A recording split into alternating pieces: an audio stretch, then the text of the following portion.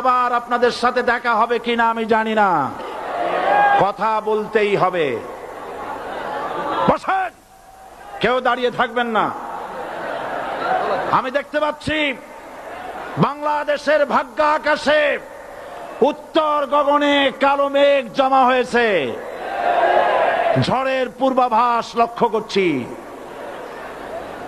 যদি মোকাবেলা করতে না পারেন সক্ষম ভাবে, এমন অন্ধকার গাঢ় কালো অমাবস্যার রাত আসতে পারে যার সুবে সাদেক হওয়া অসম্ভব।